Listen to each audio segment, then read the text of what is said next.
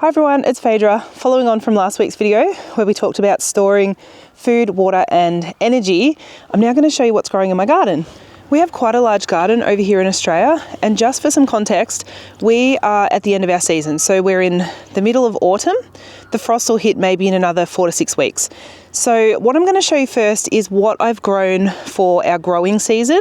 So if you're in the northern hemisphere, these are the kinds of plants that you could be putting in once you come out of your snowy season, once your growing season starts. And if that's already started, think about getting them in now. And then I'm going to move over and show you what I've got planted for our winter, because we can grow through winter and you may be able to modify that a little bit with a grow tunnel or little low tunnels. So let's get started here. This garden is to replicate a backyard. So if you wanted to rip out all your lawn and turn it into growing space, this is what this is right here. And I'll roll some footage over the top of me talking right now. This was all rose. It was a flower garden. It was a cut flower garden for our florist business, which is now obsolete, and we're now growing veggies.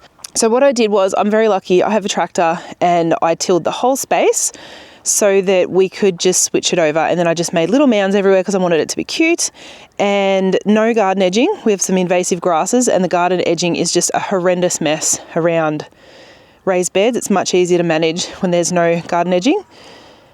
And maybe in the future when I get on top of the invasive grasses, maybe I'll put some raised garden beds in. But for now, very simple. It's just the soil. I laid cardboard down for the pathways, covered it in mulch, and then I got planting. So if that's where you're at with your garden, ripping up your grass, getting garden bed in, you don't have to start as big as this. You might just do a few little plots to begin with just to get started. You might need to bring some soil in to amend the soil depending how you've got it. But if that's where you're at and you're ready to get planting, let's have a look. The very first thing that I got in, and it's up the back here, is I got carrots, and we've picked most of them, but I've got this little carrot patch left. And the reason that I have this left is because it's going to go to seed and I'm going to collect the seed. It takes about 18 months from when you plant the carrot seed till you can collect the seed. So it's a long process. It'll sit like this over winter, it'll go to flower, and then I'll be able to collect the seeds. So we had quite a big carrot patch. We've eaten heaps. I've got more, I'll show you in a minute. But carrots are one of the first ones that you can pop in. There's varieties that will grow through much colder temperatures, and for us will grow all through winter. This is another really early crop. Mine's gone to seed. I'm collecting the seed. It's the radishes. I've got more planted over when I show you the winter garden. They will grow so fast. So you can go from planting seed to eating the radish in 4 to 6 weeks. So really quick one if you want some instant gratification. Well, not quite instant, but close to instant gratification. Another early crop to get in is your beans, and we got these in, but it got absolutely decimated. It spent its whole season with no leaves on it. But since having some rain, it scared off all of the grasshoppers, which were eating it. And we may actually get a little crop of beans, but the whole trellis was supposed to be completely covered in beans, because growing vertically is a really easy way for you to save space. So if you can put some trellising in, this is just a cattle panel. In Australia, what do we call them? We call them, I will put it on the screen because I've forgotten. I'm so used to what it's called over in the US. Cattle panel. I've got some really long poles. They're not even star pickets. They're just steel posts. I don't even know what it was. We drove those into the ground and we've cable tied them on. So it's very easy to grow vertically, and there's heaps of plants, and this is how much space it saves. So I'm standing in the path starts there and it's over here.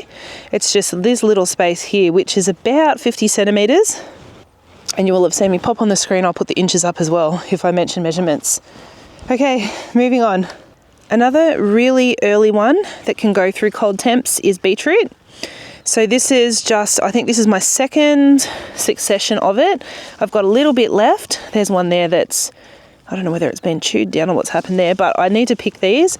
And I've got some more in over on the other garden. Just trying to think, what are the other really early ones that you can get in?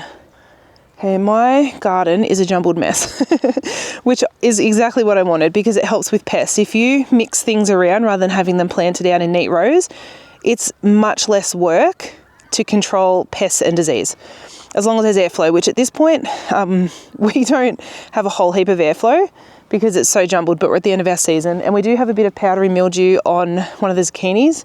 One of the squash. I'll show you that in a minute. But yeah, you may need to manage that. If you're in a really humid climate, you will need a little bit more space between your plants. But by the end of the season, they're filling out, it's fine. The other thing to note about this garden is I have flowers mixed in among it, and that's also good for pest control, but it's also good for pollinators. So it brings the pollinators into your space so you can get a better yield of veggies, because it helps pollinate the veggies while they're here. I have lots of tomatoes spread through this entire space, and they have taken over. I didn't prune them early. They kind of didn't take off. We haven't had much of a harvest off them. If you've been watching my videos, we were in a drought. It was awful. I had to stop watering the garden. It's a miracle that we even have a garden at the moment. Tomatoes are also not one that you can plant too early because they're very susceptible to frost. So a lot of people in Australia, down south where I am, had planted their tomatoes quite early because our frost is normally finished by, it's usually safe to plant sort of by mid-October. Everyone had planted, and then a couple of weeks later we got hit by frost and their plants died. I thankfully was running behind and hadn't put them in yet. So I've got a lot of tomato plants. I've got this one, I've got here, one here, there's one, you can see that stake there, there's one in there, there's another one in the back there. I have a really big one that's gone kind of rogue in here because I didn't prune it or trellis it, I just let it go.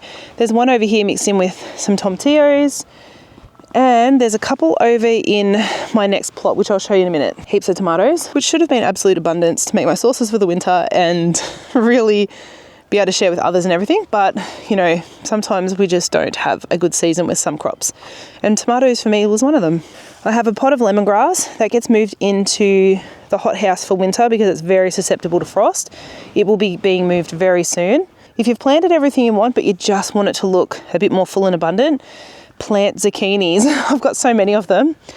We've got one here, we've got 3 here, 2 here, 1 here. There's one there, one in that patch, and then we've got 3 of the little yellow squash in this section. Do we need that many zucchinis? Absolutely not. The thing for us is we have a few different varieties and we wanted to save seed from it, so we just went nuts. And the little yellow squash, we usually pick them when they're tiny, but we had a whole heap of rain, then a heap of sunshine, and then a heap of rain, and everything. You can see the zucchinis are just laying on the ground. I've picked them off the vines, so the vines aren't suffering, because plants want to replicate. So if you leave these plants on, if you leave the zucchinis and other things like zucchinis on the plant, like cucumber zucchinis, the squash, just trying to think what else will do it. As I go through, I'll mention it. It sends a message to the plant that we have to self-preserve. So it'll get bigger and bigger and bigger because it's wanting to produce, to develop the seed, and it will die, it kills off the actual plant. So I don't want that to happen. So you really need to be cutting them off if you want to keep getting abundance from your plants, from these zucchini plants and the squash plants.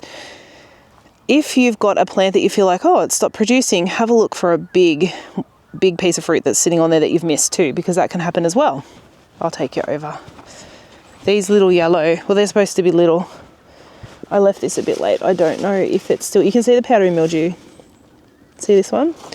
If it were earlier in the season, that plant would have been pulled out, put in a black plastic bag and left in the sun to kill it all off, and then I would have thrown it out. This one's starting to go a little bit and it's starting to be eaten. They're getting old though. It's getting cold. They've slowed down production. Do have one little squash in there. I think I'll get much more off these plants, but at the same time, I'm kind of sick of eating them, so it's fine. And I don't do anything to store these. The zucchinis I do. I will grate them up and store them, squeeze the water out, and then store that in baggies in the freezer. I will also make zucchini boats. We cut them in half, scoop out the seeds, put like a mince mixture or whatever you want in the middle, put cheese on top, bake it, then put that in the oven, put that in the freezer, and I just pull them out and warm them up as I want to eat them. And you can do other things, like you can make zucchini slice and the zucchini chocolate cake. I don't know if you've ever tried that. It's really nice. It's very moist. You can make those and store, you know, the ready-made food. So there's ways that you can store zucchini. I don't bother storing the little yellow squash. What's next? Give you another view of this space while we're here. Okay, so we've got chives, I do have spring onions. I think they may have died at the end of the drought when I stopped watering. There's a couple over here. I need to weed as well. You can see the little tiny ones coming up, so they'll stay there. But what I wanted to show you was capsicum. Another plant that kind of did terrible. It is in here somewhere. Where is it? Should be much easier to find my own plants, shouldn't it? I'm looking for the leaves. The leaves, where are they? If you can't find your plants, it might be an idea to label them, which is what I did not do. Oh, here's a tomato too. I'll pick that later. One tomato. After I've told you there's no tomatoes. Oh, I can't find it. Where is it? For those of you in the US, capsicums are peppers. So there's a couple of green peppers.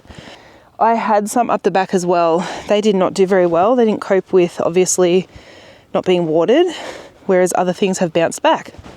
Compost. I just have an open bin. I keep it moist, keep turning it, keep putting the scraps from the kitchen, the chicken, bedding. With the chicken manure, we put grass clippings and then we'll turn it. And once it gets full, we'll just cover that up and let it heat up. But moving on, we have a forest of tomatillos in here and a tomato. This is a cherry tomato. It's just gone. It was supposed to be put on this stake here. Obviously it never happened. And you can see there's another little forest of tomatillos all in here. And then I've got my dahlias. We actually have a pathway through here, which I cannot get through. It's exactly what I wanted. This is what I was hoping for my garden. This pathway's completely disappeared because everything's just gone crazy. This is a Ned Kelly dahlia. One of my absolute favorites. I love it so much. If you're not an Australian, I don't know if you'll know who Ned Kelly is. Very interesting story. He's one of an Aussie icon. There's movies about him. You could look it up. But yeah, beautiful dahlia. Just coming back here, this is a rock melon or cantaloupe plant. We've got a couple on there, so we're just waiting for them, hoping that they'll actually ripen up enough for us to harvest before the frost hits. Because what happened there was the drought got so bad we stopped watering. That plant had not established at all, and I thought we would not see anything, but then when the rain started, which was amazing, it took off. So maybe we'll get something off that. So it was our little cucumber patch. So these are the crystal apple cucumbers. Doesn't look like, my husband loves them. He just picks them as soon as he sees them. So I don't think there'll be anything on there at the minute. Oh, there's my capsicum. I was looking in the wrong spot.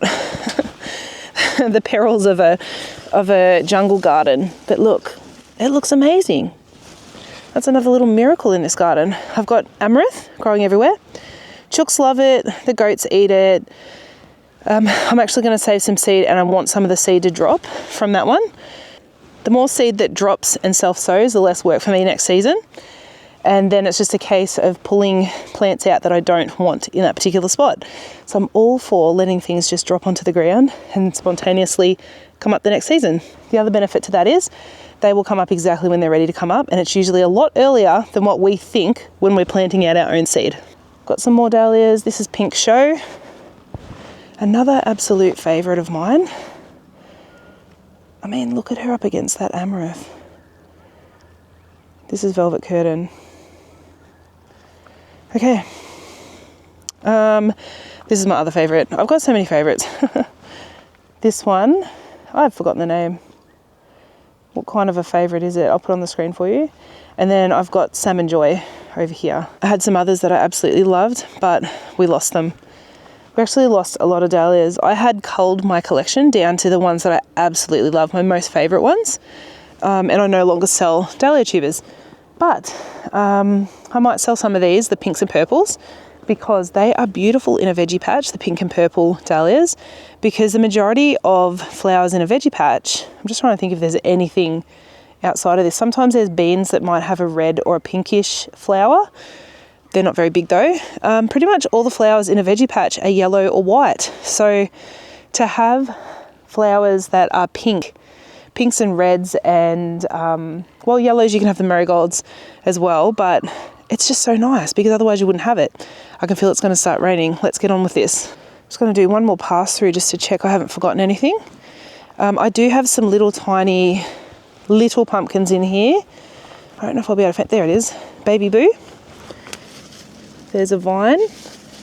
I love those because I love decorating with them. They last months and months and months. So they're beautiful. I had some sunflowers, they're finished.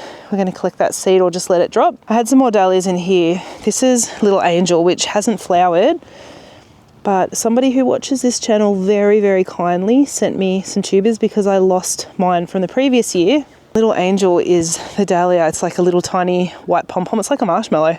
They're so cute. They feel so cool in your hands when you just pop their heads off and play with them. Oh, I found something else. Artichoke, which I need to plant more. So this had grown last year.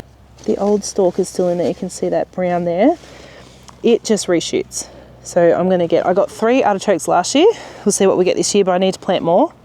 And then we've got hollyhocks. They're just going to go wild. Then I've got ornamental grapes. I've got 4 of them. They're to grow along. I'm putting a wire between these arbors, so they'll be all around the garden, which is going to be beautiful.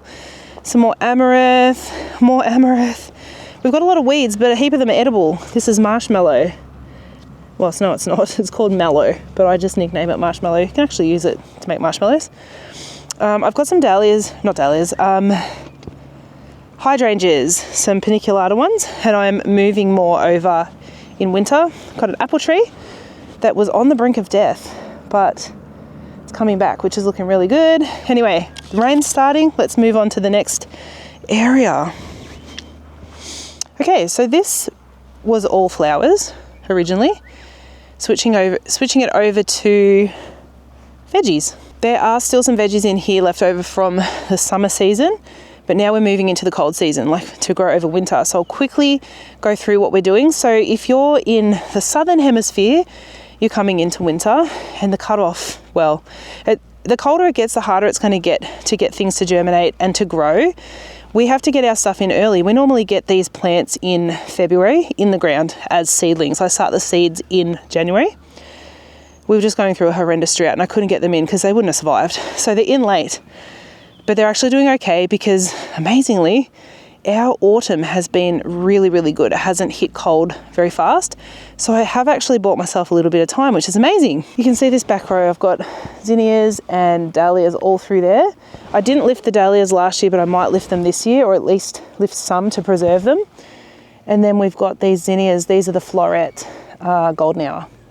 And they're beautiful. I've got a couple over there that I think I've mixed them up with the unicorn as well. Okay, under this net is... what did I put? I've got mini cabbage, and up the other end I've got Brussels sprouts. The reason they're under a net is because they are very susceptible to the white butterfly or the white moth, and I'm keeping that out. I've also got eggshells broken up all over the ground because snails and slugs absolutely love brassicas, so we do not want them in there. And apparently the snails and the slugs do not like crawling over eggshells, like crushed up eggshells. So we have 2 compost bins. We have one just for everything compost. And we've got another little compost bin that's just for eggshells. So we keep them all in that, crush them up, and then I sprinkle them over the garden, especially for winter. You can also interplant the brassicas. So, you know, the cabbages, broccoli, cauliflower, Brussels sprouts, things like that. You can interplant them with things like onions or something from the allium family, which apparently helps. And you can put some flowers and stuff in amongst there as well. I haven't done that yet because I've been mad scrambling just to get the plants in. Okay, my next row, it's mainly carrots, Swedes, and what was the other one? Having a blank. Oh, spring onions. Everything's just starting to germinate. I've got some pansies in amongst it. And then I've got some carrots from my last succession. We're finishing those up. And some mint, which, you know, will freak a heap of you out that I let that grow. It just doesn't take off too bad here, so it's fine. This row is all garlic. So I've got 100 white garlic, 100 purple, got some Chinese garlic, and then up the end, I actually can't remember what I've put in. I did put something different in up here. Let's see. You're seeing plot 3 here that hasn't been worked yet. And a pumpkin patch. That's the other summer veg. Get your vines in. We just have one row. I'll show you that real quick. We just have one row that we filled out really nice with good soil, and you plant them in there. So we've got watermelon, rock melon, pumpkins, and they grow in that and they just spread. But this plot will look very different next season. So subscribe to find out what that's going to be. Okay, what did I put? Oh no, it is. I've got a few lettuces. That was just the random thing in the middle there. And then this, oh no, sorry, we're looking at this. I've just got some lettuce in the end here. So nothing too major. And I still have to weed all of this. I'm creating new rows, getting rid of my grass pathways. But we've got an asparagus bed. You just get those in and then you baby it and you look after it. Here's my radishes. This is a succession that just has got a bit big. I feel like it's really easy to let radishes just get out of hand fast because they grow so fast. I've got another succession in, so it's fine. We'll still have radishes. My husband loves them. But what I might do with that little patch as well, let that go to seed, because it makes a really good cover crop. So then I collect all the seeds and I'll use that as a cover crop to prep this soil in plot 3, because it's not very good soil and it's very, very rocky. You can see it's horrible. So I've got to pull all the weeds out again. I might till it one last time and then I'll put that cover crop in once I've collected all my radish seed. It's the same with mustard. You can grow the mustard out, it grows pretty quick, let it go to seed. You can use that as your own cover crop as well. Okay. The rest is kind of leftovers from summer, and it has just gone to ruins because I've been working on other things and I haven't got out here to weed. But we've got lots of flowers, and there's going to be a flower belt that goes through here. It's about 3 rows wide. The zinnias self-sow. The dahlias, they'll just come back up. We've got feverfew. It's self-sowing. It's actually already starting to come up. Oh, a little bit of coriander. So that, you know, the coriander seed, I picked heaps of it. Then I just left the rest. Like, if you really want, you can just grab the seed off the top and then move it to another bed. Like, here's some soil, you can chuck it in and it'll just do its thing. Really easy. The other thing I need to get in for winter is onions and silver beet, and then that's pretty much us. And then there'll be some salad greens and stuff, some baby spinach. And that's pretty much it for us for winter until we get our grow tunnels, our hot houses. We've got them, they just haven't gone up yet. Strawberry patch. So there's some perennials you can put in that you look after them once. I mean, strawberries aren't quite a once and done, but that's a story for another video. But strawberry patch, this is going to be a blueberry patch. I'm just getting the soil ready because it's got to be acidic. I've got all my blueberries here waiting to go in. And then over the back here is a flower meadow, which is just so gorgeous. Like, if I could do one here every year, I would, but I'll have to move it for next year because it's really just a cover crop to cover the soil and to protect the soil and to add some nutrients. Ready to put my raspberries in. And I've got my raspberries growing elsewhere. They're all going to go up in here. The other thing to mention for summer, put your corn in if you haven't. That was my corn in there, and that will be mulched up and just turned into the soil. And I think that's it. And my daughter's over there. She wants to go somewhere. So let's call it a day on this very quick garden tour. I hope it gives you a little bit of inspo. I hope that wherever you are in the world, you've now seen some stuff that you can get in, whether it's warm season crops, cool season crops. Rule of thumb is, if the frost is going to kill it off, do not plant it for your winter crop.